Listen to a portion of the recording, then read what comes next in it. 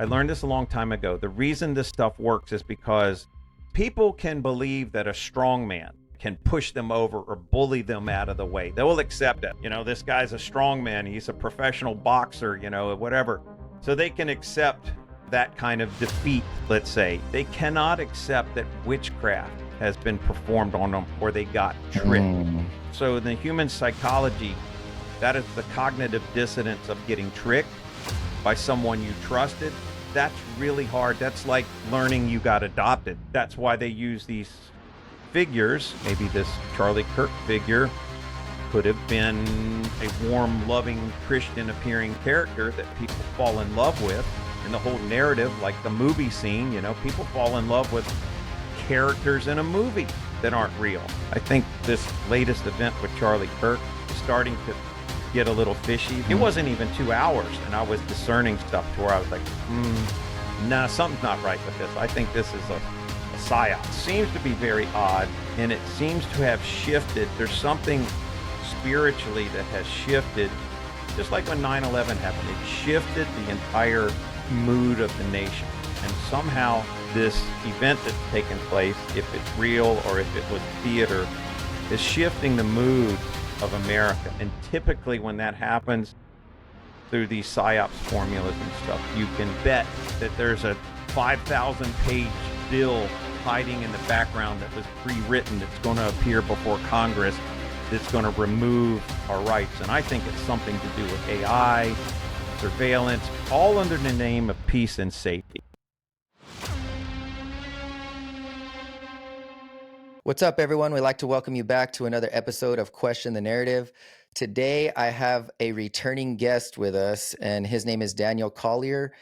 And I was looking back on the previous episodes. It was episode 25. It was called A Reason to Believe. And in that one episode, I think we had some technical difficulties, if you remember.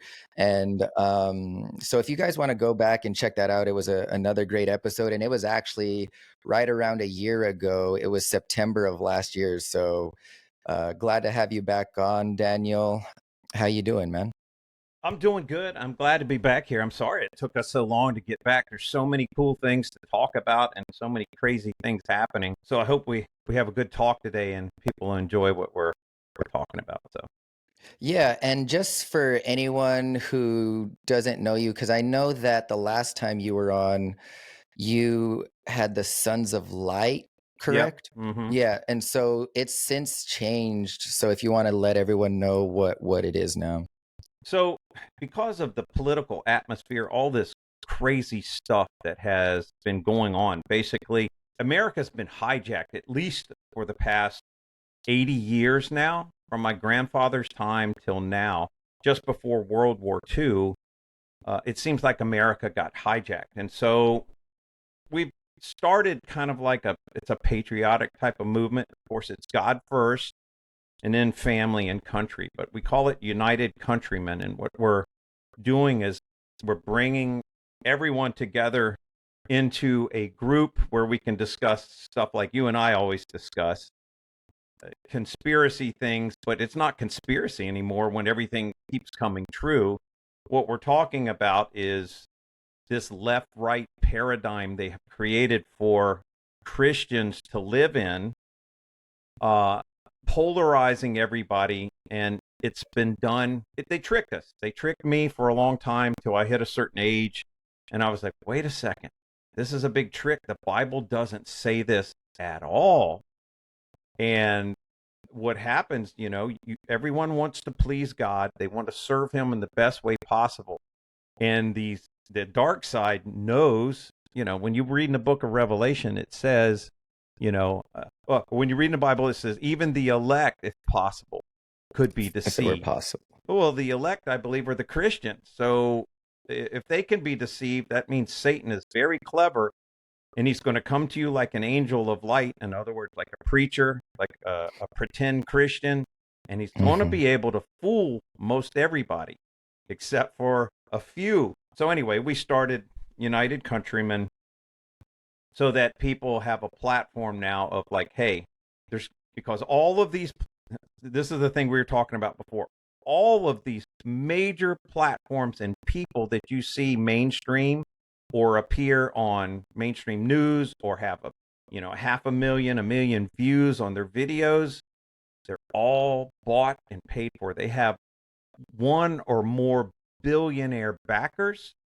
behind them, making sure they're on the white list for the video platforms where people see these broadcasts, and they are all about an agenda. So I think they're actors, whether they're a pastor or whether they're a political figure that appears to be on your side. They're now with these billionaire backers and this whole Charlie Kirk odd event. It appears there's more going on behind the scenes. So I started this simply so people have a place to go where there's people like you and me who aren't falling for the left-right political paradigm.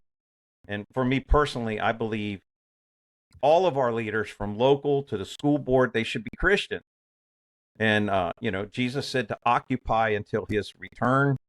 Mm-hmm. And so either Christians are going to rule stuff, or you're going to have a bunch of Satanists and secret society people and people doing some pretty sick and evil things, we're finding out, are going to be running your country if you're waiting around for the rapture and just let it all happen type of thing. That's the big illusion. You and I know all this stuff that they kind of drew everybody into to get us to fall for the big. I fell for it for a while, so I'm not criticizing people. I fell for it. I was the whole Christian Zionist guy, and then I woke up, and now I'm the exact opposite. I'm the Christian who's not Zionist. So right, that's it. Yeah. And do you want to plug that website here? Or actually, I'll plug it too in the description. Yeah, but it's just unitedcountrymen.com. That's all. Right. Okay. Yeah. And on that, you're basically wanting to just have a platform where we could all just kind of post stuff there and just have more of like a free speech platform, correct? Well, so you have to be careful what you say on certain platforms for the algorithm reading your transcripts. But I pretty much find them all to be evil. I do deep research. I have something called the intelligence agency where we kind of research into all this crazy stuff going on. I find all of these platforms are also controlled mechanisms, and you might be able to get on them and talk about certain things unless you go too far and then, your channel disappears. So I'd like a place for us to be able to put our content that can't be stripped away, and people can still go and find out about information. So. Yeah. And just with all that too, the rub is that these people who are on those lists, like you say, they can talk completely freely about these certain topics, right? But like when it's outside of those people, it's just like they're the gatekeepers of this information. And so, but if we want to talk about it, then you get the result like what you're saying, right?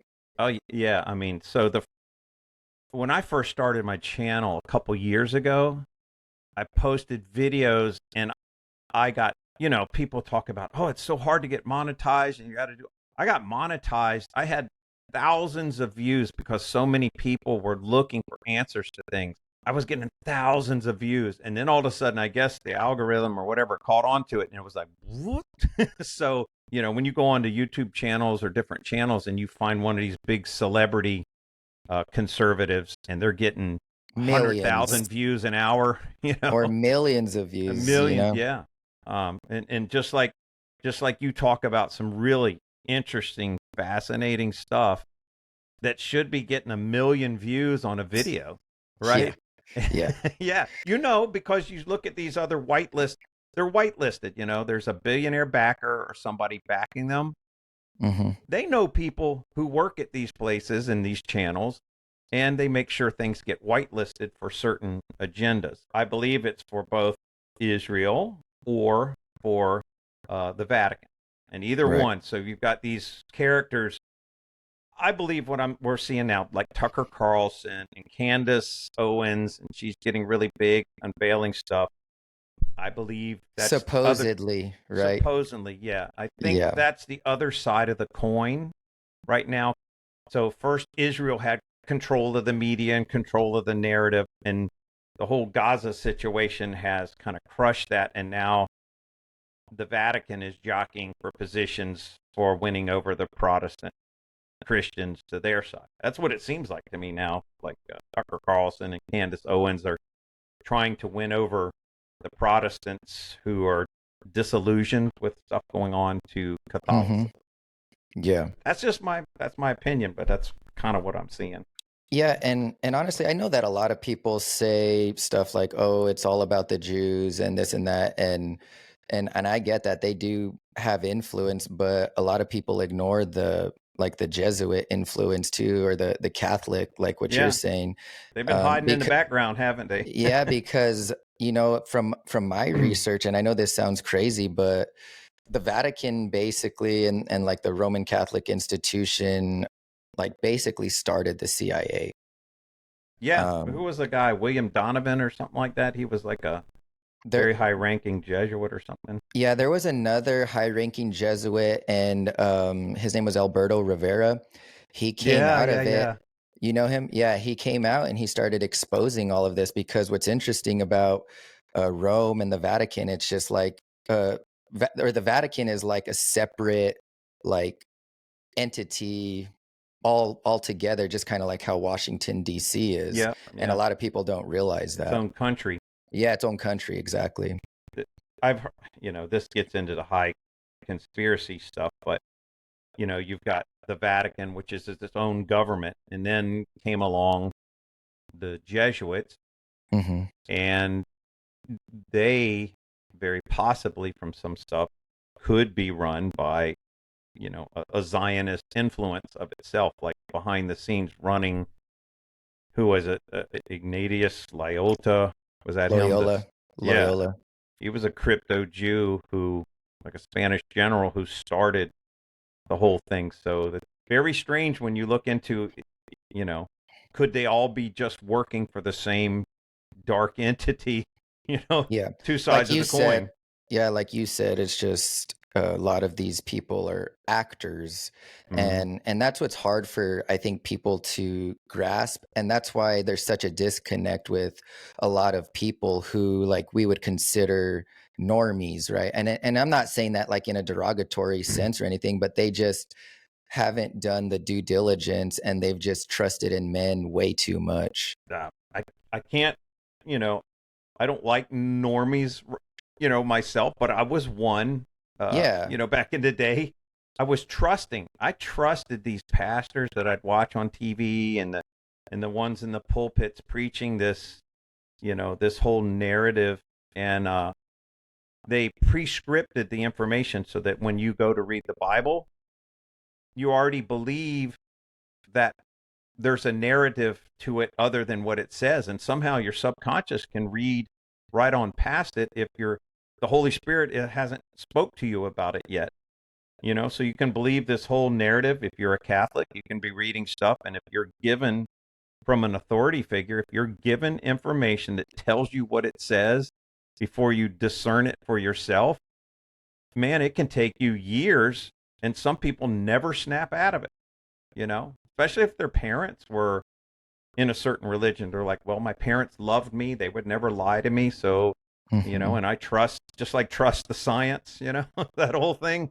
Uh, it works. It's a psychological tactic, and it does work. It worked on me. So, Yeah. um, yeah, And we are under what I've realized too, we're just under a constant psychological operation. Like it's constantly been on us, for a long time now. And I we're think born that, into it, right? The yeah, Matrix, like they talk about. Yeah, yeah, we're born into it. And we're just born into lies. We couldn't do anything about it. And like you said about being told about an interpretation of the Bible before we were actually to discern it ourselves.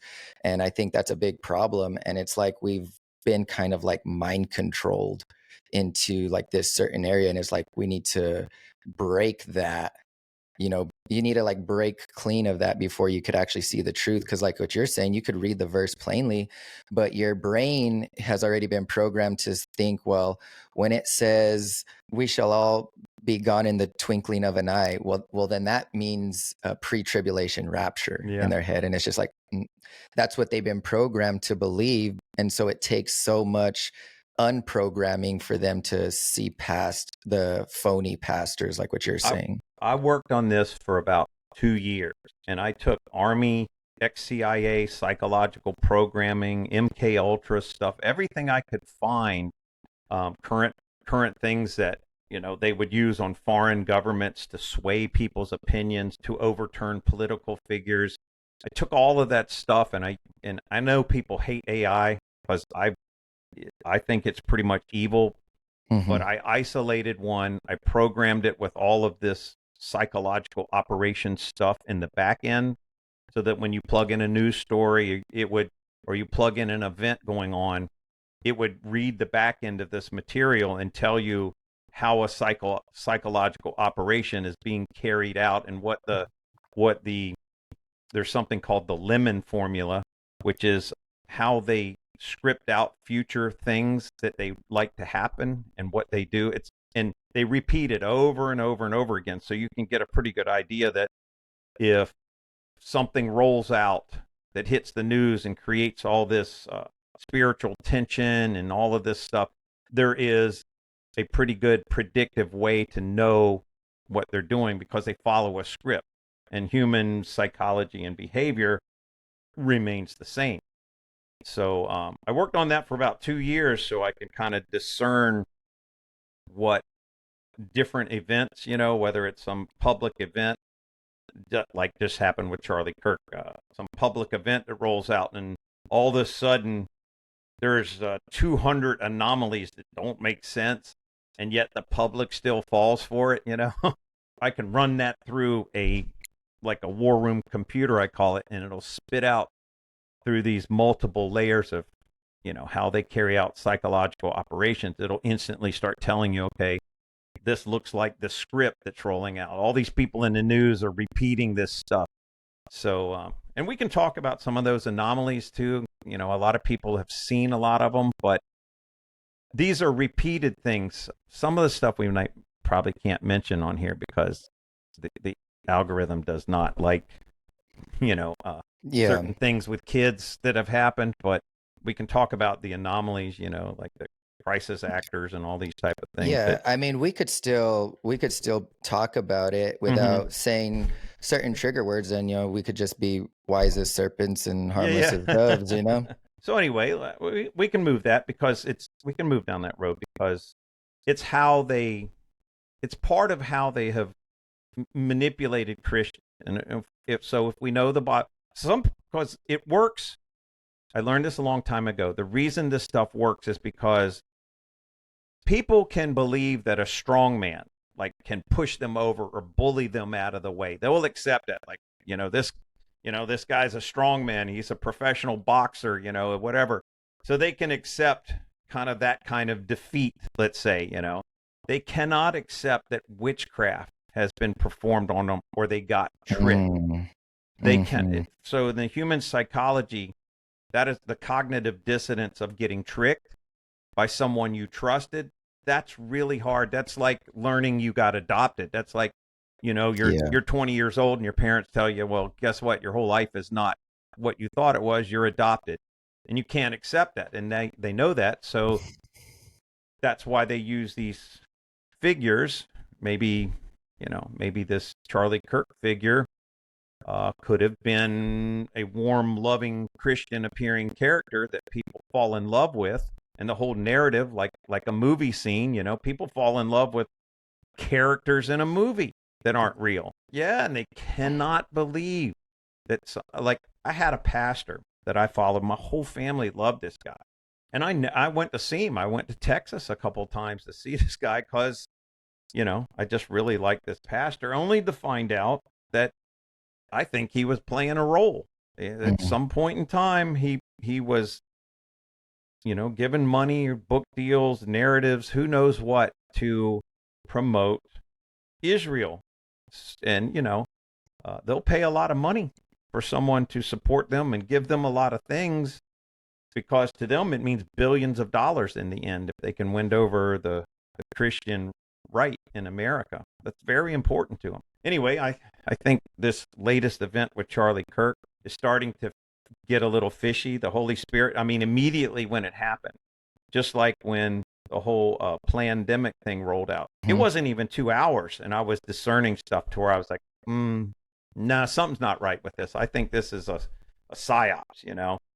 So anyway, I think there's some very strange anomalies, and I think it's all You for can some touch kind on of some of agenda. those if you'd like. I don't mind. Yeah. So, Just whatever you think. well, I have to be careful what I say for public stuff too. Oh, But yeah. anyway, it seems to be very odd, and it seems to have shifted. There's something spiritually that has shifted, just like when 9/11 happened. It shifted the entire mood of the nation, and somehow this event that's taken place, if it's real or if it was theater, is shifting the mood of America. And typically, when that happens through these psyops formulas and stuff, you can bet that there's a 5,000-page bill hiding in the background that was pre-written that's going to appear before Congress that's going to remove our rights. And I think it's something to do with AI, surveillance, all under the name of peace and safety.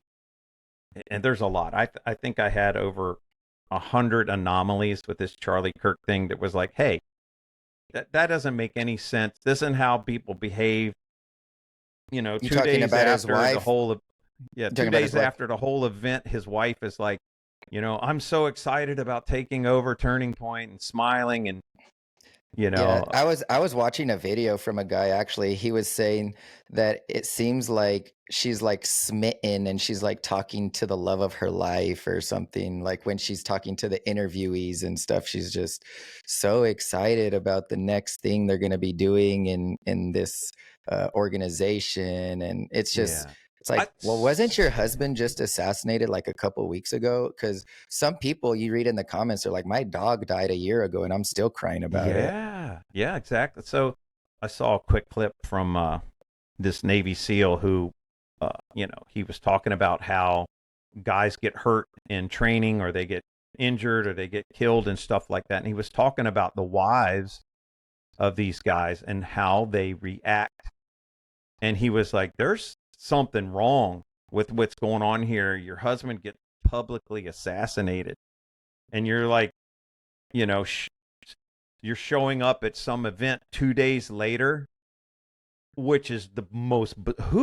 Who set up this event, this red carpet event? It was a rally. Yeah, That's what it seemed like. It was a rally, not a like a memorial service. And well, I mean, it looked like a WWE event with pyrotechnics and red carpet. How did they fill this? I don't know how many people were there. It was basically, you know, if a band is going to have a concert, it takes them a while to advertise and fill a theater full of people, maybe 1,000, 2,000 people to show up. How do you get a president of the United States to alter his plans to show up there for an 8-hour event out of nowhere? Tucker Carlson shows up. All these people. How do you do that in 2 days? People are, you know, a president is too busy to show up for, you know, he might have time to come on and do a video clip about something and say, hey, you know, sorry this happened, but to show up and, you know, for the whole, it was like a party. People don't ask questions like that. But, you know, it takes a while, even for a team of people, a lot of money to set up and get people to show up and have pre-made speeches and whatever. They don't ask questions like that. Like, hey, this looks like theater, and it was already pre-planned. That's just one anomaly, you know, not counting her behavior. I can go into a lot because it was kind of fun researching it. There was a music video. I keep forgetting the band's name. So, you know, yeah, I remember that. Yeah, I saw 13 that one years too. ago, Yeah. you know, a country band made that she's My Kind of Crazy was the name of the song. Mhm. She's in it. You know, this is before supposedly she met Charlie Kirk.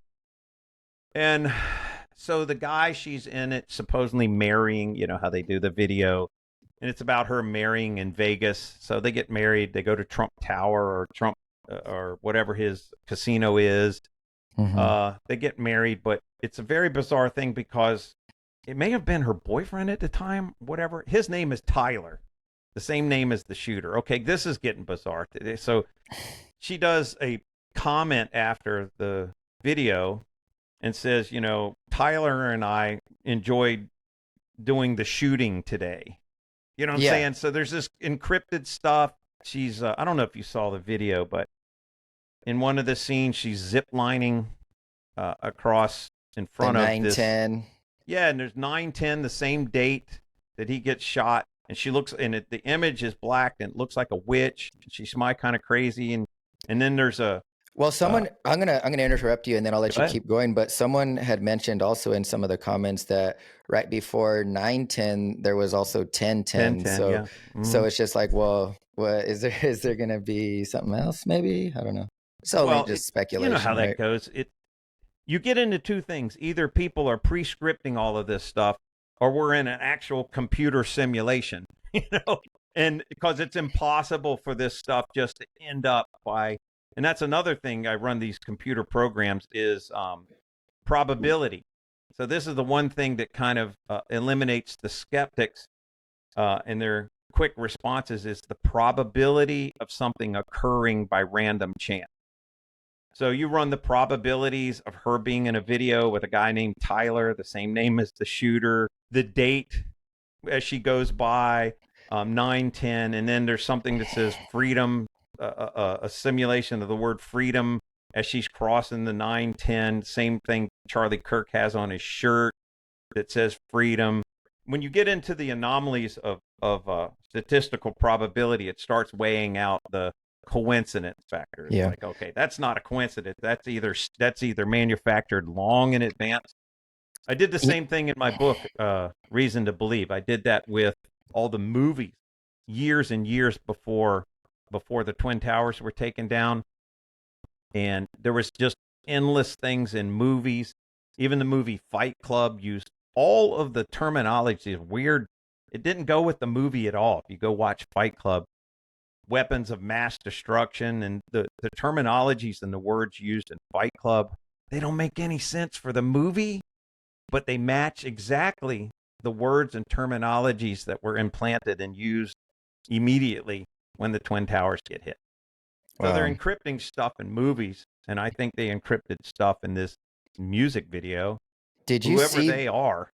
Yeah, did you see that Nicolas Cage one with the snake eyes? Yeah. I mean, what's up with that? I mean, that guy, the guy's name was Charlie Kirkland or Charles and he gets shot Kirkland, in the neck.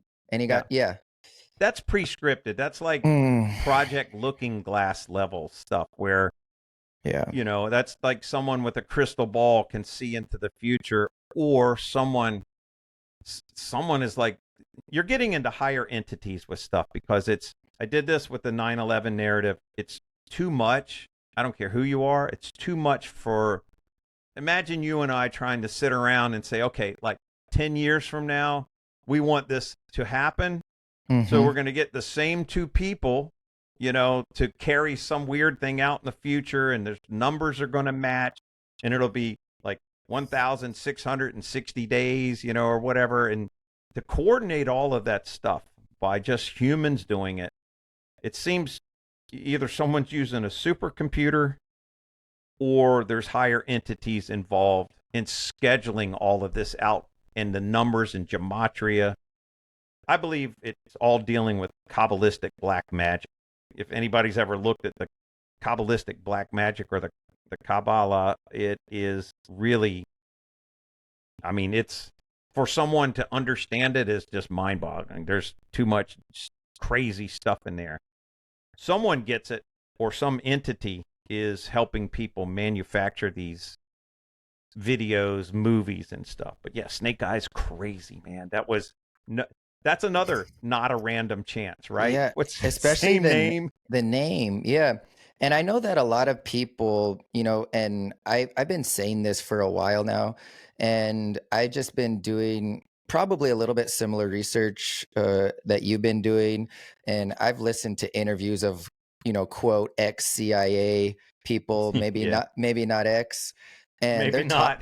and they're talking about certain things on how to, like, basically So you get in this one guy that was getting interviewed, he's talking about people, and this is a concept that I had even brought up with Charlie Kirk, because a lot of people were offended because he is portrayed as a Christian man. And I'm not saying one way or another he was or he wasn't. I'm just leaving the option open. I mean, we're living in the little season, aren't we? Yeah. I mean, of deception. So we only know what he was like in his public life. Yeah. So there's a difference, and this CIA guy was talking about, to get into someone's private life, and they would have to go through these certain stages to get to that point. But there's people who portray themselves a certain way in public, and then you have like a certain inner circle that you're a little bit different with those people as you are just with normal people in your public life. And then say you might have like one or two people, then they get into your private life, right? Well, So we that's don't. secret society stuff, or, Mhm. we don't know anything. Typically, when you can start looking into connections with their family to military stuff, CIA stuff, and you Mhm. always, I think both of their families work in that industry, which is Mhm. the same stuff you always find with all of these, whether it's the 1960s and all these bands popping up, like the Doors, and Jim Morrison's father was an admiral. How many people are going to have a dad who's an admiral, and all of a Mhm. sudden you're going to become this dark rock figure that's like known around the world? That's a strange anomaly too. There's always connections, it seems, to either military families or military industrial complex stuff. That's a long, long subject. You could write a book on that. Oh yeah. So I think it was, who was it? Gunderson. I forget his first name. He was the FBI director for California, and he started spilling the beans on all of this kind of stuff. And then he kind of disappeared. So I don't. We don't know exactly what happened to him, but he spilled the beans on all of this kind of stuff with child stuff, which is Right. seems to be Right. all part of it as well. Yeah, and we could kind of keep building upon this, because it goes into the right left paradigm, and it also Yeah. goes into like what we were talking about before we started recording. And it seems like they're almost trying to get everyone, it's like they're recruiting them into this new like political slash religious movement. Because even Donald Trump, he's like, we need to bring religion back. I'm like, what does that even mean? What do you mean we need to bring religion back? Yeah. Like, what is So that? that really is the big paradigm with it all, and that's why I shifted from just talking about Christian subjects and conspiracy stuff, and I was just basically covering things that were interesting for Christians, that would strengthen their life, that would help them understand the world better, until I realized and found out all of these major organizations winning over, the 200 and some million Christians supposedly in America. There's a organized plot between, I think, possibly two complete competing factions, whether it's the Zionists or the Jesuits or the Catholic Church, are fighting over Christian Protestants.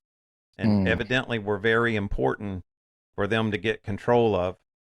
They don't want us waking up and realize, so they're getting actors. They're getting people to portray moral family image. They're people who talk about politics in the way that Christians would want, and they're actors. They're playing a role, supported, and the real people pulling the strings, the billionaires in the background. They're funding both sides. Right. So they might be scooting some money to Antifa, or they might be advertising and funding to all of these immigrants in some South American country or somewhere. They're paying for these people. They're paying for their boat rides or their planes or their trains to get to America. They're funding both sides of the whole conflict. But the main thing is they need to win over the Protestant Christian person to this narrative. And that narrative is this hero figure they put in front of you, whether it's a pastor or, a speaker or some YouTube character or news anchor or whatever. You use the word hero because there's an old saying by Albert Pike that stated, when the people We'll need give a you hero. hero, Yeah. we will provide them with one.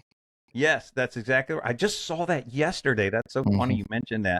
Yeah.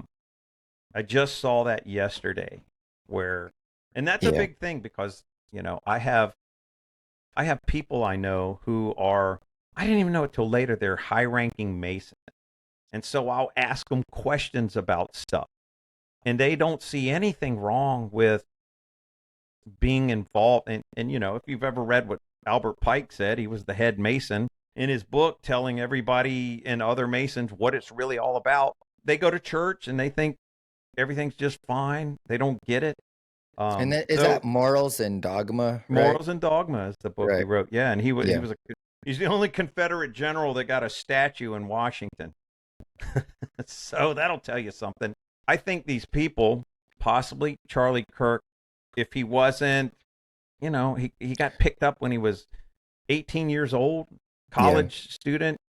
Do you think that he ended up on CNN just because he could talk real good? They said he started Turning Point USA at 18, and then all of a sudden it's like a multi-million-dollar organization. Yeah, I mean, It's just just like, before he what? died, they sold their $5 million mansion. There's a lot of factors that go into stuff like that. I Yeah, those believe he people was, are not like us, and they're trying to make them relatable to us, and they're not anything like us. yeah. And his wife was 17, and so there's some really strange things involved with her as Hmm. well. And there's no way you get married to somebody and they're that blind to stuff going on. She was like 17, and supposedly she had a ministry. She was also involved. Somebody came to her and said, "Hey, why don't you do some modeling?" And she ends up in the Miss USA pageant. Never And she done wins. pageants before. Kids start when they're like 5 years old to try to win these type of things. And she wins. She knows Trump Hmm. at that time, because she wins and he owns the pageant. So now here she is, 17, 18 years old. I'm just going to interject a little bit, Go and I'll ahead. let you continue. But she knows Trump, 17, 18. So she's a young teenage girl, and at probably around that time, Trump and Epstein, they're still rolling with each other, I'm Mm-hmm. sure, Yeah, that was their big and thing, is these pageants and yeah, stuff. Yep. and so for anyone who's cognitive dissonance on that too, I mean, Trump, there's a reason why I mean, there was, did you see those tweets that Elon had put out? He said that the reason why Trump didn't want to release the files is because he's in them. I mean, anybody with Elon any Musk common Elon sense Musk who said that. Trump and Epstein, I think Epstein said they were best friends for like 10 years. I think it was more than that, and Maybe. he had like 17 different contacts for Trump, something crazy like that. He was living a stone's throw from Mar-a-Lago too. They lived right Mm-hmm. next to each other.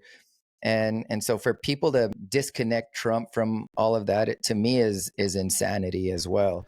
So But back to the movie Snake yeah, Eyes, okay, right? yeah, So, the boxer, his nickname is the Executioner, and his name in the movie is Tyler. So yeah, here we are with this whole thing going on again. The boxer who's boxing at the time when Charles Kirkland gets shot. Come on. I mean, now we're getting into, once again, statistical probability is in the null factor of it being a hmm, coincidence. And Trump is giving speeches over and over again, talking about the analogy of, "You knew I was a snake, lady, when you took me in." You know that one yep, where the snake is freezing and a lady takes him in and the poisonous snake bites her. And hmm. the movie's called Snake Eyes, and the boxing is taking place in is it the Vegas? What's Trump's event place in Vegas Was it area? the Taj Mahal? Something like that. Yeah. So Yeah. Trump owned it. Then you got Charlie Kirk's wife is doing these pageants, and Trump introduces Erica to Charlie, just like Hmm. Epstein introduces Melania to Trump. We know from a lot of these factors that the sometimes people are given handlers, women who are handlers, or they're there to keep an eye on you. So there was a thing I saw with the girl who was he was the rapper who died. He was a big heavy set, a big fat guy. Notorious Um, B.I.G. yeah. So P Diddy gives. So his wife P Diddy had given this woman to be his wife to look after him. And I saw text in an interview with her talking about, she was kind of a little more innocent into it, but her job was to marry him and keep an eye on him. So that's a kind of, just like Yoko Ono was given to John Lennon, that was his handler. She was a wit, and she'd keep an eye on him. Weird stuff getting into realms that most Christians don't like to believe exist. That's where they start, their cognitive dissonance starts to kick out. And I know you probably don't know, and we couldn't answer, but are you just kind of implying that Erica might have been a handler for Charlie, or do you think that's what I'm hinting at? I can't prove it, but seeing her reactions 2 days later and being so excited at taking over Turning Point all looks pre-planned. Yeah. And so here's another odd anomaly, and I'm not going to say I know this, that I can prove it, but supposedly she has a ministry, goes over to Romania. They get kicked out because they're supposed to be over there helping out orphan children and stuff. The locals start noticing children disappearing. And so, now we've got this ties with Trump, Epstein, and children disappearing, and the Romanian government kicks the ministry out.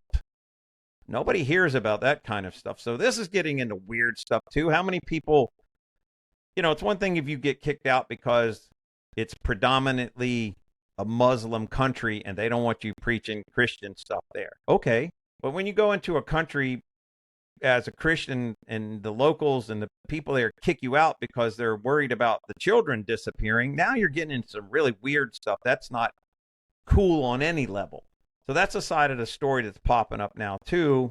And I'm sure it'll get squashed, or if somebody really tries to push it, some lawsuit will come out. But that was another oddity. Who has a ministry at 17 years old, but is also doing pageants, music videos and pageants, and the music video has, I don't know if it was fake or real, but it begins off the whole scene with her like walking away in some like shorty shorts, and she's got this lower back tattoo with these vines, and it looks like flowers or butterflies on it. It's all kind of like hypersexualized, so that most 17-year-old people with a ministry aren't going to do this kind of video, Do you think, I can't prove it. You think the butterfly thing has anything to do with like the Monarch program or something?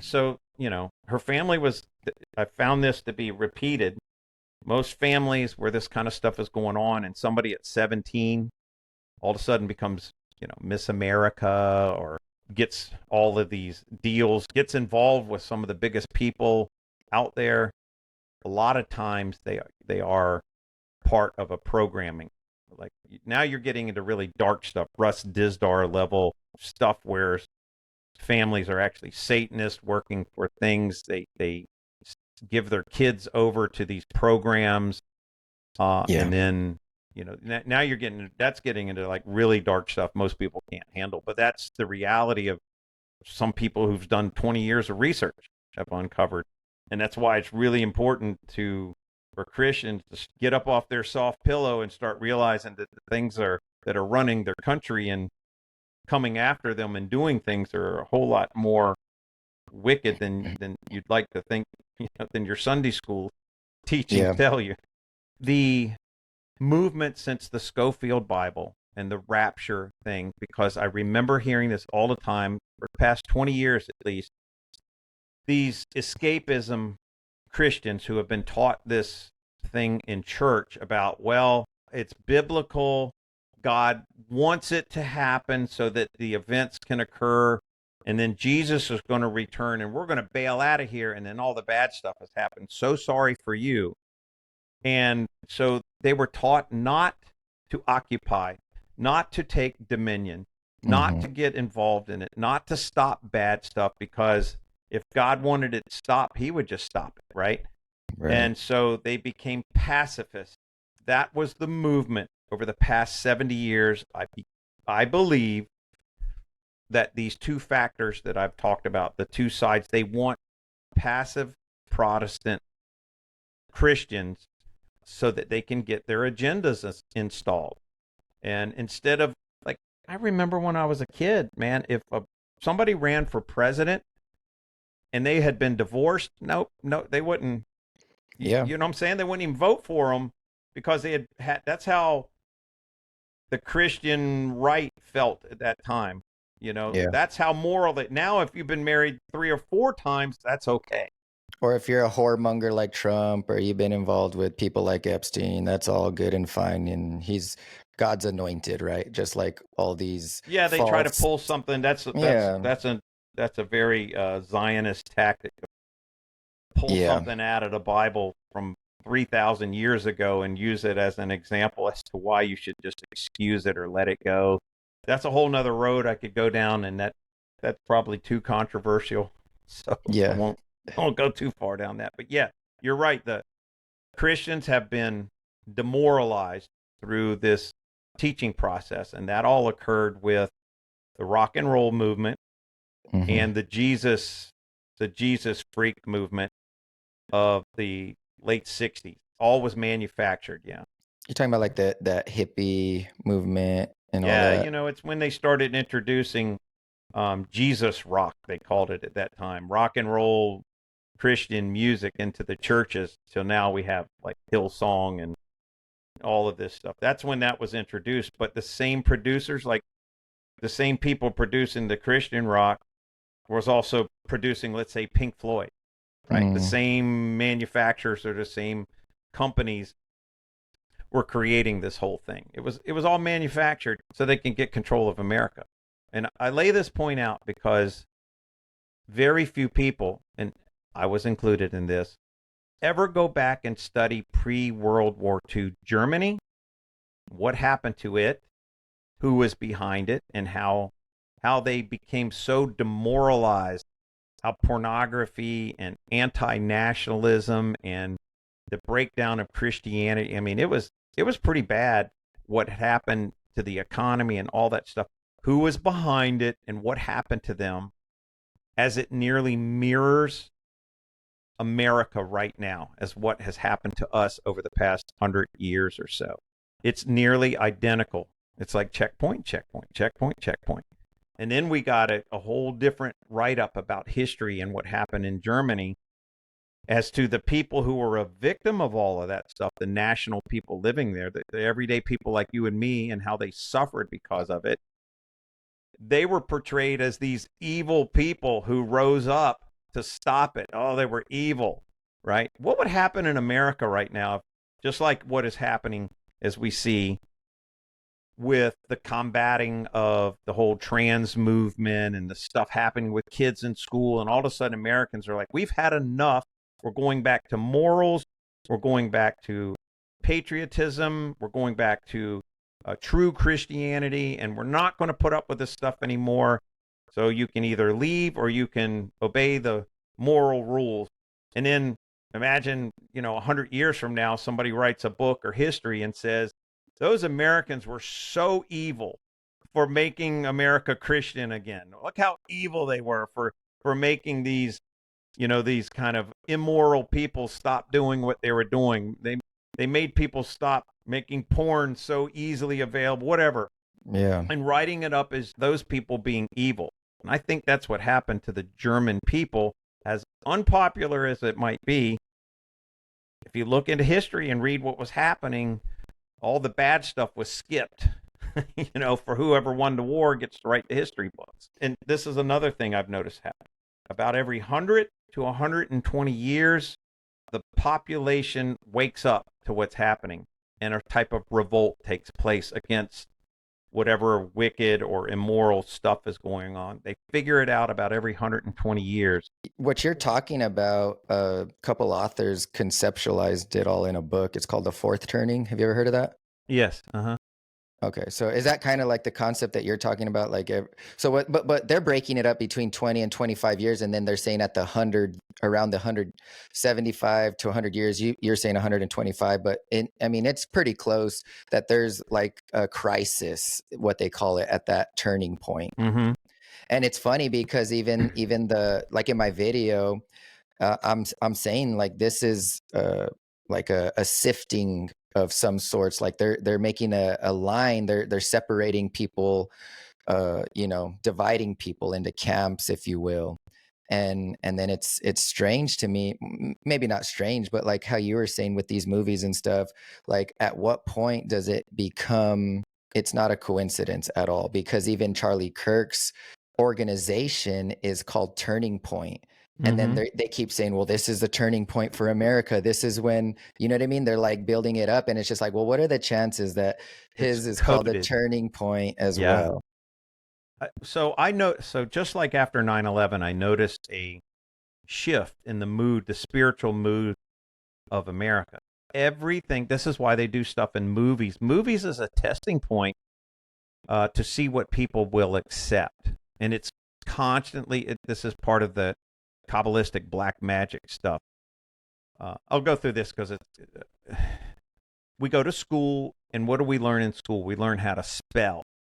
That's kind of a crazy concept. Why do they call it spelling? And that has to do with witchcraft. Mm-hmm. Why do we learn to spell? Why do we learn how to take our spelling for these words that have energy? You know how the Bible says, it talks all about words and language and how we speak and how it either edifies us or it destroys us. Language and the things that we talk about is a form of spelling. And you can say it's for good spelling, or it's for bad spelling, it's for good or it's for evil. But we go to school to learn how to spell. And then we learned grammar. And that's from the French grimoire, their spell book. So we learn how to organize these words into proper spelling to cast a spell. That's why we learn how to write. And a write, has to do with witchcraft. So when they send us to school with all of this stuff from grammar, grimoire, and spelling and spellcast, there's way more to it than that. I did a whole video on that. Think about it. You learn to write, you learn to spell, you learn grimoire, and then you used to learn how to write curses more effectively. Right? So now that doesn't mean that everyone was, doing that, but it taught you then how to understand it. So imagine someone writes a movie script or a book or something. That means you're more easily, you can understand it more easily, so they can write a curse, they can write a spell on you or on a nation, or use that in newsprint or books or any kind of information like that, or even the thing called spellcraft, where you learn, like newscasters learn to speak a certain way that mesmerizes and implants messages. The same thing works with movies and movie script, just like Snake Eyes we were talking about. Yeah, and they broadcast it, right? They broadcast it, yeah. And the frequencies and the FCC all have to do with 666 and all this weird stuff. This is how I think we get to the ancient writings and the stuff about Lucifer being the god of the air or the spirit of the air. Prince and the power of the air. Prince and power, yeah. Just like we talk about advanced technologies. In ancient times, they may not have used computers, but they probably used other stuff or means of communication. They knew about all of this stuff that is being used now. I will say that there's old artifacts like in ancient Egypt, and there's actually a computer that's called the Antikythera computer, and it was able to predict lunar cycles and all of this, and it was just kind of like a clock, and it went around, but it was a computer. Same crazy stuff in those temples in India, where they have all of that same type of stuff. Even the replications of jet engines and levitation and devices and things. Very crazy ancient stuff. So yeah, I'm just saying that just for the purpose of, I know that a lot of people think that today we're in the most advanced technologically advanced society, and that's just a little bit of pushback because they had computers back then. There's even there's proof that they had batteries back then as well. They're not. That's a whole nother show in itself. It is another show. Yeah. But anyways, you could go ahead and continue. Anyway, I get off on little tangents of things because it's so complex, tying all this stuff together. And I think that's why they send us to public school, not to educate us, but to remove our ability to decipher these types of things. It took me 36 years to break out of the mind control from from college and elementary school. That's why they keep us there so long. I think it's an indoctrination prison. The education system is, and it's to get us to believe what they're saying, like trust the science, and trust your doctor, and not let the Holy Spirit tell you things that you would naturally reject. But once you break out of it, you can't ever go back, right? You can't. Right now, could you ever go back and just be like, oh, I'm just going to be blind to all this. I'm going to go back into the world and not. You can't do it. No, you can't. You can't unsee the things that we've seen. You got to weigh through these things because they know there's a certain amount of people who are going to wake up to it. And I think that's somewhat they let you talk about it and stuff to monitor it, to see whether it will grow too much, or they don't have the power over Christians, Holy Spirit filled Christians. They don't have the power through the legal realms. When you get into the whole legal realms of heaven and what's allowed and not allowed, they may have to do things just like we know this, just like they can put things out there and just like in the movies, and you accept them or reject them. Should you choose to accept them, well, they consider themselves not guilty, even if it was a trick, because you accepted it. You morally compromised yourself to say, I accept that. That's okay. So that might be part of the whole realm of things. Yeah, and just going by the whole power thing as well as, Jesus. So when Jesus was arrested, Pontius Pilate said, don't you know I have the power to crucify you or to let you go? And he said, actually, you have no power over me unless it were given to you from the Father above. And that's kind of the same thing. What you're kind of saying is like there's also a government and a law within the heavenly realm, and they only have, like, for example, with Job, Satan didn't have the power to take his life, but he wanted to, but he couldn't. Yeah, he had the power to do just everything but that, but he didn't have the power to go all the way. Another bizarre concept is, we talk about stuff with Jesus, the millennial kingdom, and Jesus already returning and things. I'm of the mindset that maybe there's not books missing from the Bible, but there's books and information and things widely known, even historical or whatever, that are missing. Somebody has captured these books, they've hidden them for us to have this type of knowledge to figure out what they're doing. Vatican Library, people talk about that, possible. But even when you read the Bible, sometimes you have to go back and read commentaries and things to understand, because there's stuff they talk about, like Nephilim and things, that it doesn't go into a really deep information about. It's like it just was widely known to all these people that you didn't need to really go into depth about that, because they just knew it. It was just known. And now we don't know it. Stuff has been hidden from us or educated out of us. There's a lot of stuff that maybe early Christians would have known that we're experiencing now that we have a much harder time with, because that kind of stuff has been hidden from us, whether it's books or common knowledge or whatever.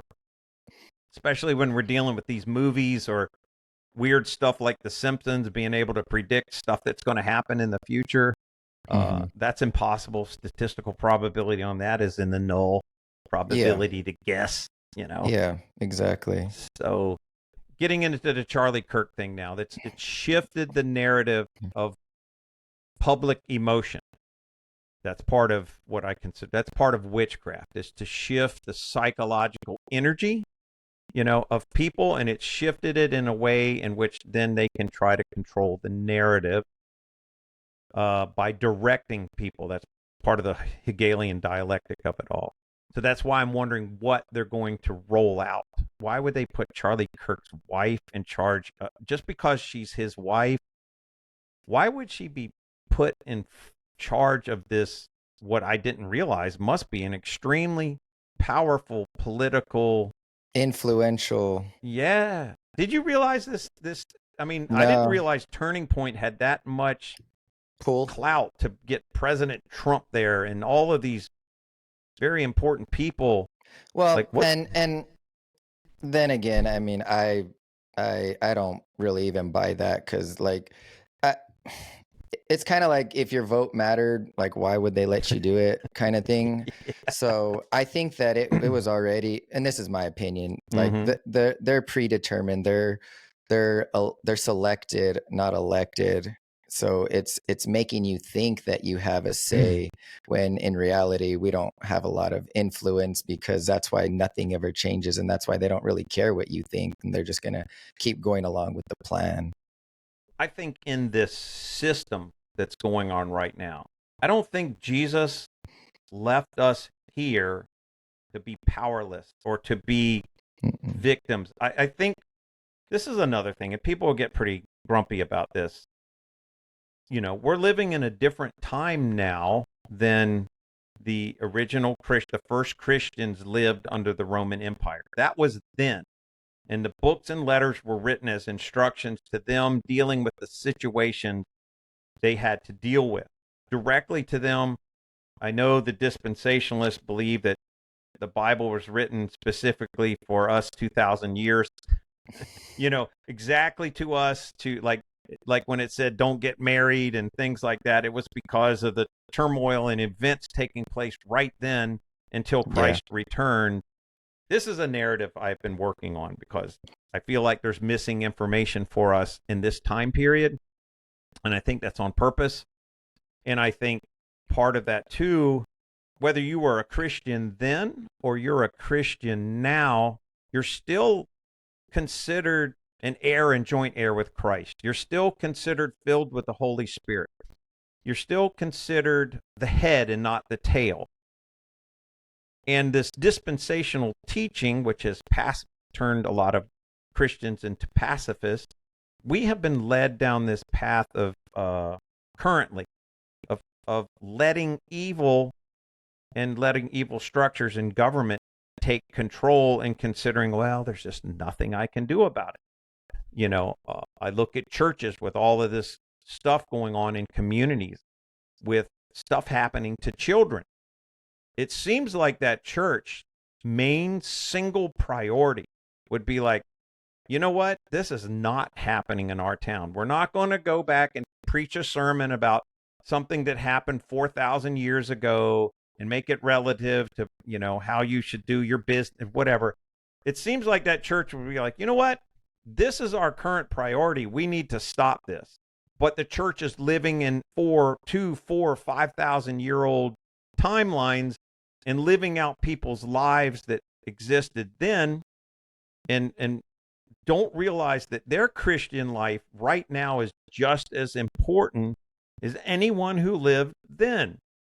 I think this is a concept that has been grossly removed from the mind of Christians, is that our power and our influence should be just as much as the apostles were or the disciples were in taking dominion over evil situations. And this seems to be like, even when politicians, like you're voting for somebody or something with school board or whatever evil's going on, Christians have somewhat taken the mindset that they're just going to wait for Christ to return. And it's just God's will for this evil stuff to happen. Anyway, that's another tangent I was going on of stuff that's really bothering me. But I think Christians, if they realized who they are, because we've been taught not to understand who we are. Our dominion, if we're heirs and joint heirs with Christ, well, that puts us pretty high on the level for who should be teaching our children, who should be running our school board. If we're heirs and joint heirs with Christ to take dominion and to be his ambassadors on earth, are we supposed to be taking a back seat to some blood drinker somewhere doing these rituals in a dark house somewhere in a basement? Mm-hmm. Are we supposed to be submissive to that? And I think this is something that part of that awakening time that I'm hoping is taking place now. But this mindset has infiltrated us with a sense of passiveness, that America at least the Christian Americans who farmed and built and fought for and created what we live in now, they didn't have that same mindset. So something is this pacifist mindset has come about with this Schofield Bible Zionist indoctrination time of Hmm. introducing all of this movies and music and all that stuff. Anyway, another Yeah. tangent. And a lot of these guys, like you said, they're pacifists in action, but they're also pacifists in speech. Like they're afraid to even talk and to say Yeah. something just in case they might offend someone. And honestly, like, so I get exactly and totally what you're saying. I just don't even know how we would even go about that. And in my opinion, it's like we just don't need to participate in that system. We actually need to build a new one because that one sucks and it's not working, kind of thing. Well, it's like the Christians during the Roman, at the time when the Bible was written and you had Christians existing under this powerful Roman Empire, a few hundred Christians or a few thousand Christians weren't going to overtake this system by force. And so they were instructed certain ways to conduct themselves, or they would get just wiped out. It was a strategic movement to be, to do the right things, to preach and do things the way they did. But now we're living in what I believe is a post-millennial kingdom place where Lucifer is not, he's not, so Satan hasn't been given dominion to be king of the earth over top of Christians. I believe he's been given the power, as it says, to deceive the nations. That means he's been given a Hmm. trickster. He can deceive things, but it doesn't mean you have to accept it, and it doesn't mean you have to be under his dominion if you're an heir and joint heir with Christ. So, you can take it for what it is. I don't think we're supposed to take the mindset of the pacifist as far as a spiritual thing or in our speech or what we accept or don't accept or for protection of our children. I'm not saying that in an anarchist sense, but when it comes to this evil system, this evil system's going on, and it hijacked. I don't know because I wasn't alive 100 years ago, but I think it hijacked America or what America was founded on. Even if the government had some Freemasonic people or some weirdos in there, that does not constitute the majority of all the millions of Christians in America, where there was 5 and 6 churches in every county. Like you go down the street and the next block's another church. That's the sign that the people, which is America, were a Christian nation. And this argument they've been using that, George Washington was a Freemason. Well, so what? George Washington is one person who maybe a select group of people, and the Christians didn't know that or whatever, but the hundreds of 10,000 people or whoever voted for him, they were Christians, or a majority of them. And I believe it's the same now, is that Protestant Christians at least, need to wake up to their actual power. And I think that's why all this spellcraft takes place in the movies, in the news. People like you and me eventually end up canceling cable TV. We don't watch. We just turn stuff off. We don't watch the mainstream news anymore because we realize what it is. We're not under the spell anymore. Yeah. And I think our job is now to wake up the Christians who are asleep to this system. And I think that's the perfect thing that we should be doing. And just so you know, me personally, just over the past few years, I'm like, I can't be patriotic for this country, just to be honest. And like, if we're just thinking like spiritually, in a sense, like these entities have no allegiance to any slab of land or anything like that. They're No. going to and fro throughout the earth, like you said, deceiving and stuff. And so, if just knowing that they have no allegiance to any flag or country, what makes us think that we should be so like like so hard. Like obviously we live in this place and it's better than a lot of the other places, but I think by changing, like to change the country, we need to change the hearts of the men that are in the country first. And Hmm. then once the hearts and the minds of men change, then real change can happen. But I don't think that's going to be through politics or anything. That's going to be a moving of the spirit of God in a sense. You know what I'm saying? And I so, understand completely what you're saying. I yeah, I wrestled with the thought process of this for quite a long time. Because I don't support this corporation that took right. over America and basically said, "Hey, we're going to be tricksters. We're going to form this corporation and enslave all the people in America. And Hmm. then the only way we can do it, we're going to trick all the Protestant Christians in America to go along with it. We're going to teach you patriotism and America and freedom and God and country in school, but in reality, we're going to run this sub corporation government that's really wicked." And so I wrestled with it for a while. And no, I don't support any wicked government. But what my mindset was is we're going to live somewhere. Exactly. Yeah. And just like imagine, I think of like your nation or your state as like a church. So let's say your church had a pastor that got in and he was a trickster, not really a Christian, pretending to be. And then he had a staff that was doing the same thing. Yet the whole church is Christian. They believe the Bible, and they're looking towards this leader who's pretending to run their church correctly. Hmm. The job of the Christians in the church isn't to abandon the church necessarily. I'm not Right. talking about a building, but it's to get rid of those people and demand like actual Christians or actual moral people running this organization. So you either abandon and leave all the Christians separate and go their own ways and live in their own houses, which empowers the evil, empowers the wicked people to build up a wicked army and oppress them, or you organize the Christians to say this is our moral standard. We don't break this, and either you are who you say you are, you get out. They want us to abandon, like I say, nationality is an odd thing Hmm. until we can free ourselves of nations. I think nationality is going to be a Christian nation with actual Christians. I believe is important, like a Christian church with actual Christians in it, because we have churches where the people running it are not Christian at all.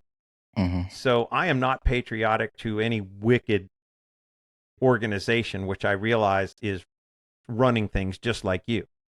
But I believe what has to happen to save the nations is having Christians demand that that Christians are running stuff, and stop. We've been in this position now to accept the lesser evil, Hmm. whatever is the least amount of evil. I'll vote for Donald Trump. He's speaking at least some of the language I believe in. Even though he hasn't repented or he's not a Christian, at least he's sympathetic to us. So I'm gonna I'm gonna vote for him instead of demanding that your leader be this strong Christian person who's going to support all these, because Christians don't do stuff like these people do. Christians would never allow the judicial system to hide all the things. The judicial system is a bank, and it's banking and commerce at under the guise of law. Right. They would never let that happen if they really knew what was going on. This is part of why I started the movement I started. Is I don't like politics, because it breeds corruption, but I do like the idea of Christians, whether it's a pastor or whether it's whoever it is, Christians being in charge of leadership.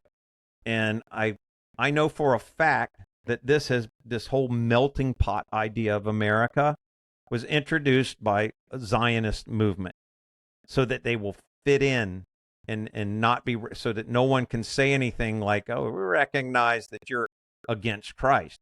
That's another part of the movement, is we have been bombarded with this notion that especially Caucasian Christian people are the target of everything now, and that you're targeted as evil. Well, where do you think that's coming from? So the movement, part of what I'm talking about, is ending anti-Christianism.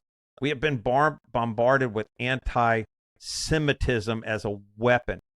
But the truth is, you have people who are calling you anti-Semitic also believing it's completely morally acceptable to be anti-Christian.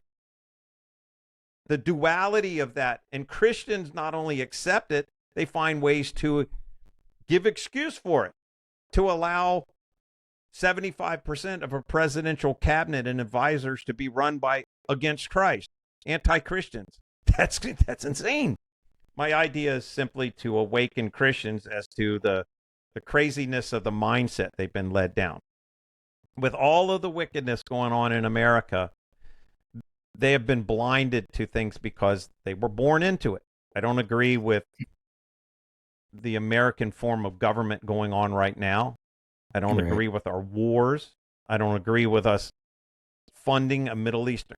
I don't agree with us funding any country who is against Christ, whose central portion of their religion is for them to staunchly be against Christ. And how Christians are getting tricked into that, that's also insane. So I believe awakening can take place for Christians. I believe wherever you live, whether it's just your county or city or even your household, should not be allowed to fall into chaos or allow, like a child, to go down the wrong path. You would never let your child go down the wrong path and start seeking evil stuff or supporting things. You would try to at least rein it in. Anyway, so that's another tangent I'm going on, but that's part of, and I think you can understand me and I can understand you 100%. Right. Do you think at any point in time that it might be like, past the hour, if you will, in a sense, because just knowing where we are in the timeline, we know that there will be an army. We know that they do need to gather the nations. And I think that that's what's happening right now. And honestly, it's like, I don't think that we're going to stop it. This is way bigger than us. I wrestle with that too. Yeah. And that's kind of where I'm coming from. It's like nothing's going to stop what's going to happen, because it's way bigger than any one of us. Like this is an age-old battle between the Lord and his enemies, in a sense. So, I mean, if we get into weird stuff, I can't prove it all, but I like with Zen Garcia. I like listening to him. He's got a lot of ancient books he's uncovered that really reveal a lot of stuff. Like I was talking about missing books that people had and understood history. If we are what's considered the rest of the dead, which is possible, that, when the Bible talks about the rest of the dead live not again until the last times and stuff. Yeah, I'll let you finish and then I'll give you my input on that after. I mean, I wrestle with this because I don't have enough information, even studying the Bible, because it's kind of hard to figure out if you believe you're in the millennial reign or the post-millennial reign of Christ. Could we be the rest of the dead? Maybe, maybe not. But so anyway, it's bizarre. But I do believe that it is our job to take a stand in the wicked day. The Bible says to take a stand. Yeah. So if we're pacifist in all of this, we're not taking a stand. And so it's hard. I can't say 100%. You got to weigh this out spiritually. Yeah, you got to pray on it. Yeah. Yeah. It's not something that you're going to just come to a conclusion overnight. And I get that. Boy, can some so-called Christians get pretty angry about that stuff when you bring up certain things that don't match. Just real quick, and then we can get back on topic. But as far as the rest of the dead, I don't believe that we are that. I think that, so I did an entire study about this, and you could check it out. It's called The Doctrine of Death and the Resurrection. And so in the Bible is stated that there's two resurrections, which I believe the first already happened and the second doesn't happen until basically after Gog and Magog event, and then that's when the rest of the dead are raised up for judgment, because there those part of the first resurrection was only basically like all the saints, Hmm. apostles, prophets, They were and killed in that time period before yeah, Jesus came back. yeah, but the wicked were still in the ground and they're waiting. They're still dead. So they're the rest of the dead, or whoever is dead at that time before the white throne judgment. They're going to get raised up again to be You believe they're judged. just raised up for judgment at that Yeah. time? Yeah. Yeah. Just based on what the Bible says about death, it seems like we are just waiting in the ground, in a sense, until the resurrection. Yeah, And it's that's like I've read through all. it. It's bizarre, man. It's hard Yeah. to like Yeah. I tried to figure out too, like, when the great rebellion took place, the war in heaven, and there Hmm. was angels who went with Satan.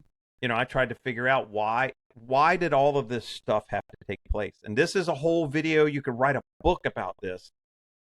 Why did we have to end up here as humans at all, with our spirit and our soul? Like, it seems like there's animals and they just do their thing, but we're here with a spirit and a soul, Hmm. and this redemption of Christ having to come. And it's more than just, I think, Adam sinning. It seems like, were we of spirit at some time and we either didn't make a choice to follow Christ, or, why are we here other than angels? Like, angels don't have to come here for some kind of repentance or accept Jesus, but we're like given a chance to make a choice who It's we're like going a to follow. test. It's like a testing ground or Yeah. something. This It place is is weird. This place is weird, man. This it place is we weird. live, the earth, Yeah. like most people don't think as deep like we do. I No. think this place is strange, man. The hidden history stuff, the buildings, how the whole mechanism works, life and death. It's really weird. Now, like, when you get into it, it like my wife, she can't take it. Like, she's like, oh, that's just too much, man. My brain hurts. But me, Mine's the same. Mine's the same. it'll be 3 a.m. and my brain will be thinking about something. I was like, God, now I've woke up and I'm thinking about this now. Like, why does You know, this? Yeah. it's And you so start funny. contemplating. Yeah. Sometimes we'll be laying in bed and my wife will just make a comment and I'll just start going off and I'm like having this deep. She's like, I wasn't expecting that. She's like, let's go to bed. But it's just I can't help it. You know what I mean? Yeah, that's the same way. And I can tell she's like zoning out. She's like, wow, this is just, you know, this is way more. But I mean, Yeah. I get into the stuff where I'm thinking about giants and Hmm. Nephilim, and I'm thinking about the Enoch and traveling and like anti-gravity machines, and all this kind of stuff runs through my head along with all of this, because I realize that we have been extremely limited as humans now by whoever's trying to control this place, trying to keep us from figuring out what happened, whether it was a great reset or whatever happened after the millennial reign of Christ. It Yeah. seems like they've been trying to hide as much as they Yeah. can about all of that stuff. They Yeah, couldn't for hide it sure. all, though, because obviously No. it's, we see. So I spent 2 years making videos on that stuff, and I kind of just stopped for a while after. Right. And I remember I prayed about it a lot, and then I started doing some deep research on the whole millennial kingdom thing, and that message going mainstream. And then I ran it through my computers, the PSYOP stuff and all of that. That message, I determined, was probably the scariest message for the controllers that exist. That this evidence, the things we were uncovering and stuff, if that got out mainstream and people started going at least like, whoa, that ends governments. Exactly. That ends control of some really, really big and dark things The that are. emperor has no clothes. Yes, exactly. And then I tried to warn a couple people who were talking about it really openly and gaining a lot of. I said, look, spiritually, as I started to think about this, could be kind of dangerous at this point if, the other side hasn't had time. Because I think originally, like we talked about this stuff, we're on a whole nother subject now, but originally, whether it was 1700, 1600, whatever took place, there was people who knew about it, and then there was controllers who took control of it and tried to hide all of it, destroying stuff, whatever they were doing. And then those people all died, the original controllers, but their kids and their families, their generational lines, whether it's Vanderbilt or whoever it might be, keeping control of all of this stuff, their kids are far past that now, far past the whole millennial reign of Christ. Their control mechanisms are just running on the deception and things we're talking about, the witchcraft stuff, the hiding things in plain sight. And they haven't thought about or had to deal with the reemergence of people figuring out that Jesus already was here for 1,000 years and we're in a whole different timeline. And they haven't had time to process that. All that ancient stuff they had written or control mechanisms were books and dust somewhere, in their basements. And now this stuff is arising and they haven't had time to figure out their game plan as opposition to it. Right. So I was like, this could be a very dangerous thing emerging very quickly for people saying it, because even Christians react pretty harshly to hearing that, who are, the whole rapture dispensational crowd react to it very harshly. Imagine the opposition who realizes like, whoa, hang on a second. Yeah. They figured out our, great grandpa didn't tell me about that, so. Yeah. Or another option, which, you could, that might be possible, like what you're saying.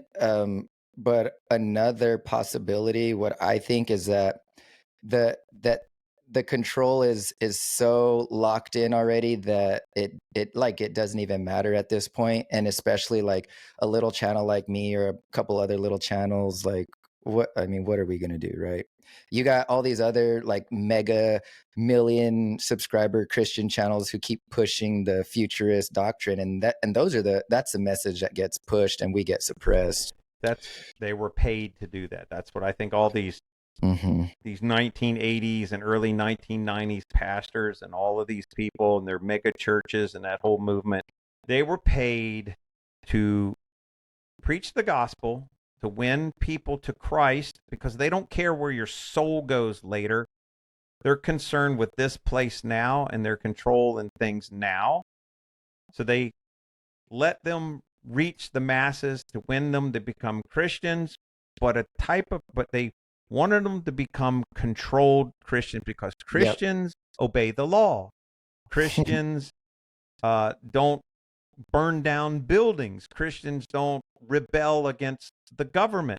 They don't steal. They don't kill people. Yeah. So if you have Christians that they can control for a narrative through all of this, then they're paying those, given the book deals and the mega churches and this is 100% shows. true, because they're all 501c3, and if they go against the message, they revoke the 501c3 status and they take away their $1 million church. It's all of these denomination separations from just plain Christians occurred in the 1800s, right? Besides the Protestants, the Baptists and the Lutherans and all of these, and then all of these Mormons and all of these break off things all happened in the 1800s. Like late 1800, 1890 or something. Yeah. Isn't it and strange? That's the same time that all the different Bible versions started emerging as well. Yeah. So this is the same time that Russia was starting to be taken over by Zionists. This whole movement, I think, was orchestrated about that time, along with the whole Illuminati or Freemason stuff. It was the organizations, these takeover clans after the millennial reign. Seems like they started forming all this. It was a way to divide up the Christians, especially Protestants. They needed, and it seems strange that all of them were members of secret societies, whoever the founders were. They're Hmm. all members of secret societies. So there you go. And now we're awake to it. So just, it's time for Christians to be Christians again, not I'm a Baptist or I'm a Yeah. Lutheran or I'm Episcopalian or whatever. It's time to let that go. Yeah. Be a follower of Christ. By a follower of Christ. Yeah. Read the Bible for yourself. See what the words say, not what somebody told you that they It said, said. because it'll say a whole different thing, Hmm. and you won't be so combative to someone telling you the truth about something.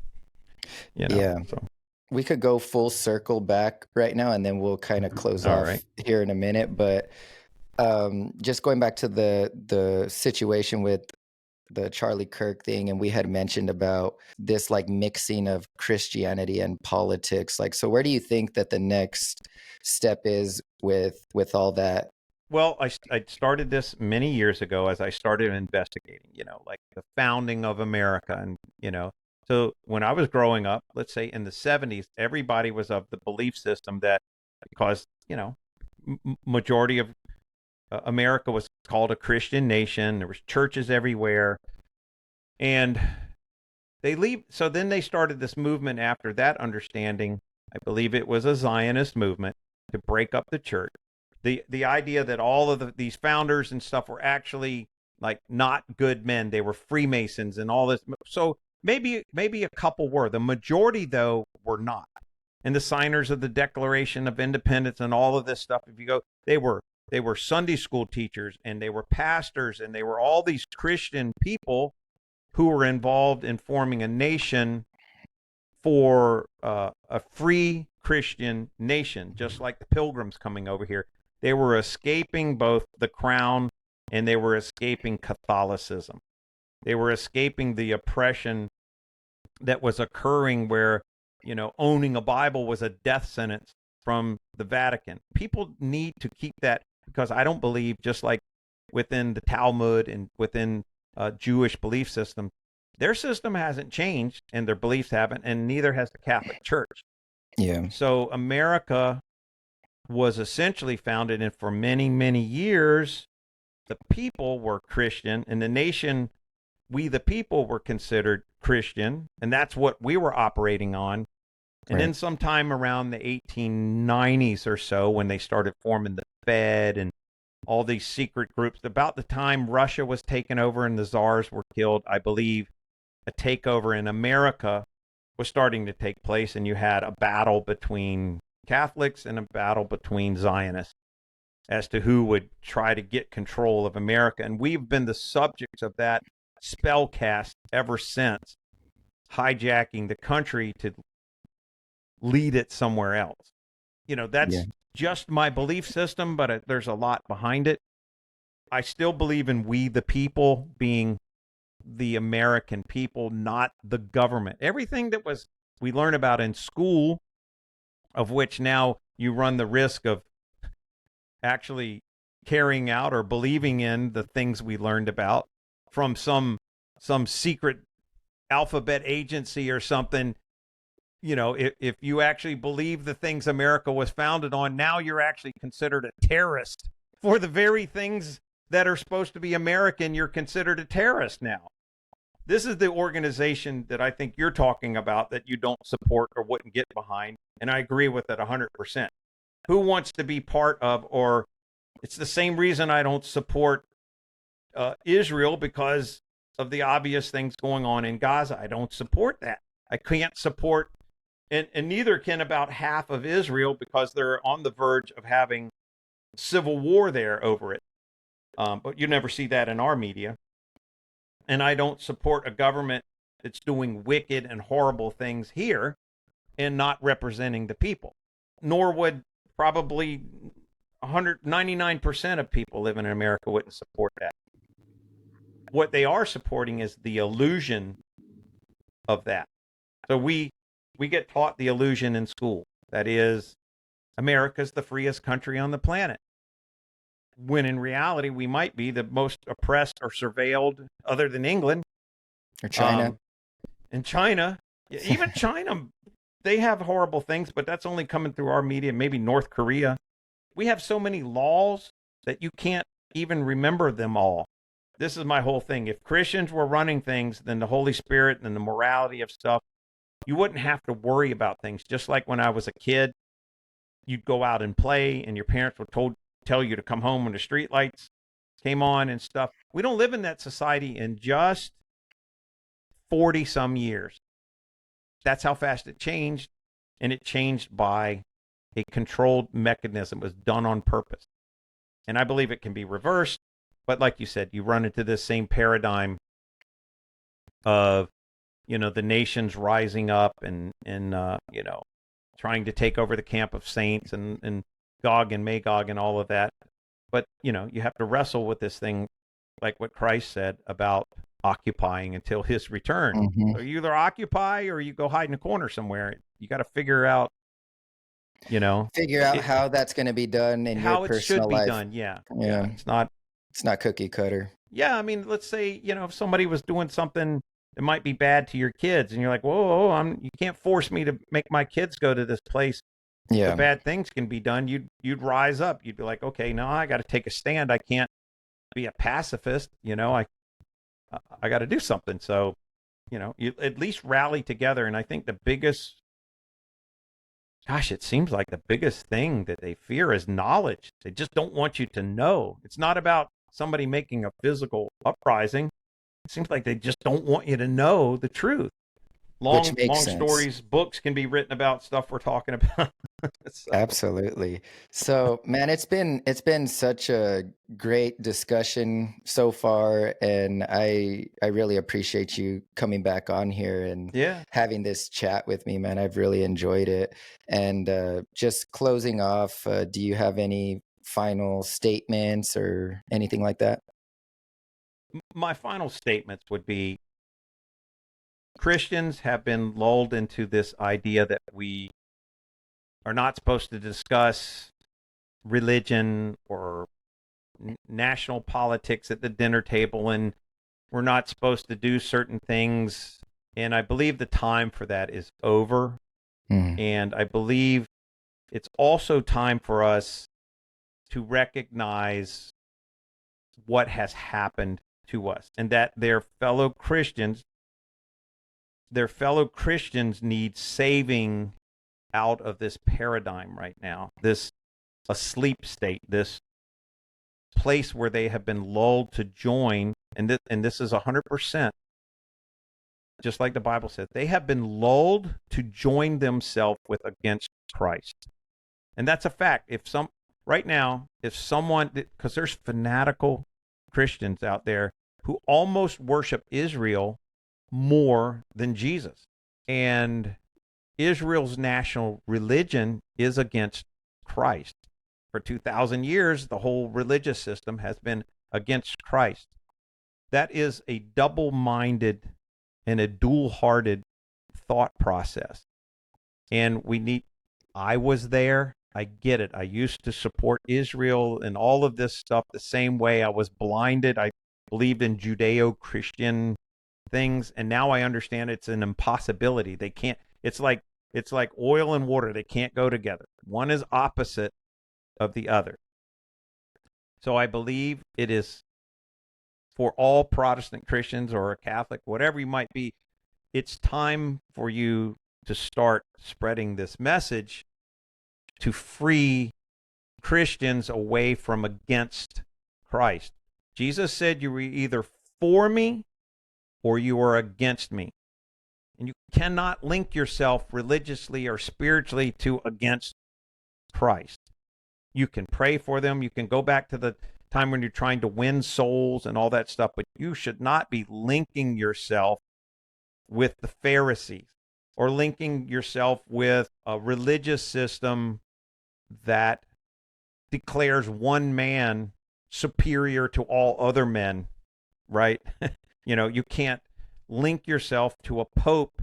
If you're a Christian and you're an heir and joint heir with Christ, well, who's higher than you? Is a pope who's elected to a position going to be higher than you? No, you're an heir and joint heir with Christ. So this ideology and these teachings and these hierarchies and all of this stuff, it's time for the awakening to take place for Christians to take their place and take a stand. Do the things that Jesus said to do in your capacity to do so. Everybody has a different calling and a different capacity. Obviously, yours and mine is to talk to people and to wake up people. Call us what you will. Our intentions are not anything evil. Our intentions are not, we don't get much out of it. You know what I'm saying? It's not like not at all. We're not getting the Charlie Kirk treatment where we get a $5 million mansion and speaking engagements and meetings with presidents and stuff like that. It's different. It's just something within our spirit, something within what God just won't leave us alone about. The Holy Spirit just won't leave me alone. I'm like, just leave me alone. I don't know if I want to do this or not, but it just for 20 years now, he just won't leave me alone about it. Don't be like Jonah, because you're going to go anyway. Sometimes I'm like, just leave me alone. I'll, let me go do something else. But every time something happens, I think it's because I just hate wickedness. I hate evil people at high levels doing things. I don't like witchcraft. I don't like people tricking people. And it's something in my spirit. I ran a martial arts school for almost 20 years because I hated bullies. I hated people doing evil things to other people. So I wanted to help teach people to protect themselves from evil. It's not what God told me to do. He told me to do something else. He told me to do what I'm doing now a long, long time ago. And I said, well, maybe I can do it through this. But that's not what he told me to do. So, but anyway, it's been in my spirit for a long time just to want Christians and want this place that we live right now so that we can preach the gospel, so that we can tell people about Christ and they can understand really what is going on without this evil narrative that has been, I don't know how far it goes. You and I weren't alive 100 years ago.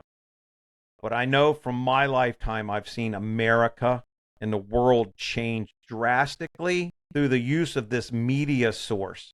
And it all seems to be tied back to the same place.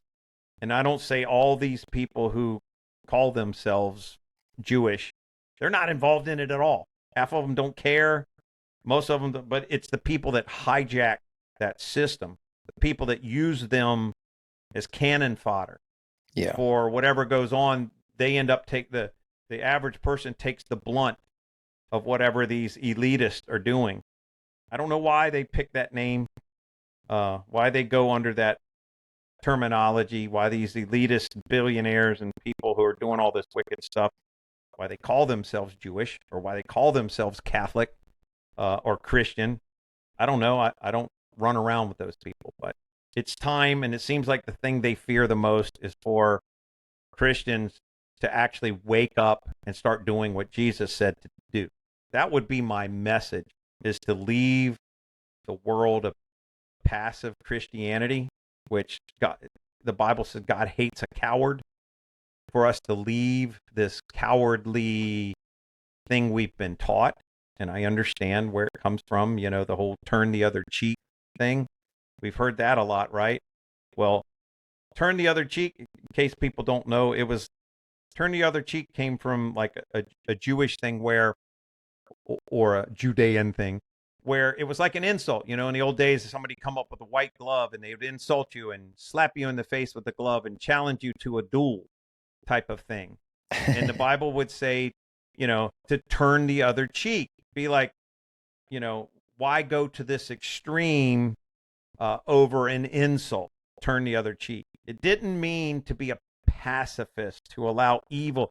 It was dealing on a whole nother level of mindset of it's like choose people, your battles, kind of. Yeah, choose your battles. Jesus said, they hated me first, so you understand they're going to hate you too. You can't just dwell. You can't just say, "Oh, that's fine. I'm gonna get a bazooka and blow up their house." That's turn the other cheek for certain things.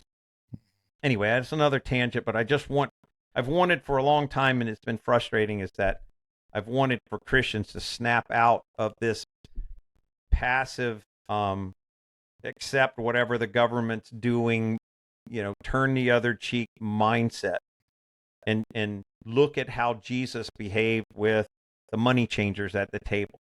Look Mhm. how he treated people who were sick. Whatever he did as a role model, to look at that and not what people have told us, what a pastor may have told us.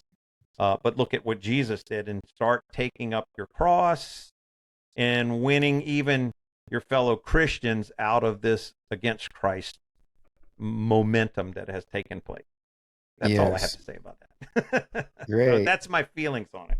Yes, So, and that's a great closing statement. And I'll just kind of say too, just to touch lastly on what we're saying, like don't trust in men, don't trust in anything like nowadays, like we're saying, everything's a psyop. And what's mm-hmm. crazy to me is that nowadays people don't actually even have to physically see something. All they got to do is just see it on their phone. They don't have to physically see it. Yeah, And with just the technology, the deep fakes and all that, it's really hard to trust. So if something happens that's, an event, you know and this is a future event as well, yeah. like don't immediately go to the emotional state. Like take a pause, because the enemy feeds off of your emotions. They want you to make an emotional decision with certain things. And so I think that if we could be more level-headed and make decisions off of a rational, or make our decisions rationally rather than emotionally, we're going to do a lot better here on out in I'll the tell you future. something. I forgot about this. Okay. So on my homepage, I have a free download people can get, and it's how to decode if the media is lying to you. Okay, so Mm. this is psychological warfare level understanding, Edward Bernays level understanding of what does the media do if, like you said, one of these events rolls out, how to take this step by step thing and look at it and see if it's going on. Because if it's going on, then you can pretty much bet they're rolling a psyops on you. So I put Yeah. that out as a free download for people to get, as a protection mechanism from getting wrapped up emotionally and all this kind of stuff in it. So they can get that on the unitedcountrymen.com. About midway down the page, you can get a free download of how to know if a psyops is being run on you from the media. I'm Yeah. glad you brought that up, because I forgot I was going to tell people they Definitely. could get that. Yes. So they'll Yeah. be pretty Yeah. astonished, like, oh, whoa, that's what they're doing. That's crazy. So, Yeah. okay. Yeah. So yeah, I encourage everyone to go and check that out. Make yourself available to Daniel's resources. He's a great source of wealth and knowledge to each and every one of us. And I think that I'd love to have you back on, and we'll have another discussion. That sounds good. Like I say, you and I both could go for hours and hours, like, Yeah. what I'm saying, of information like this. It just goes down. I don't say it's a rabbit hole. It's just how the whole system, and it's too complex for most people. That's why I like having little PDF things or different things they can have. I'll say this too. I don't I don't sell my book on Amazon to make money off of it. I made this book, which has been a torment to my life from beginning, because of the revealing of the information like we're talking about. So you can get my book if you want to understand the things that we are talking about right now in depth. I wrote it after 9/11, and it exposes all of this stuff we're talking about. And it's called Reason to Believe, and you can get it on Amazon and Mhm. I guess it's Kindle Books or Amazon or whatever. I didn't even want to put it out there because I got the things that happened to me when I initially wrote it, but I knew people needed to know how this system was working, and it's too much to take in just a single video. So it Yes. took me a year or two to write, and I had to delete almost 500 pages out of it because it went too in depth for what most people can handle. But anyway, if you want to get that book, not because I want to sell books to make money off of it, because I don't make that much money off it. It's just about so Christians can understand more clearly than you ever would. You'd have to watch thousands of hours of videos like this to retain all of that. So Yes. anyway, Yes, I just wanted to put that out there in case somebody really wanted to learn more about it. Yeah, definitely. And I'll plug that there in the description. And with all that being said, guys, we thank you for tuning in. Question the narrative, and God bless. God bless you. See ya. I've lived with kings who stood on my wings, broken my strings, they fell with ease. Swam in my tears, soaked in my fears. What am I fighting for? Will it ever be enough? But when no one's listening, it's when it pulls me in, and I wanna play. What's it gonna take for them not to underestimate? What you see is great, you wanna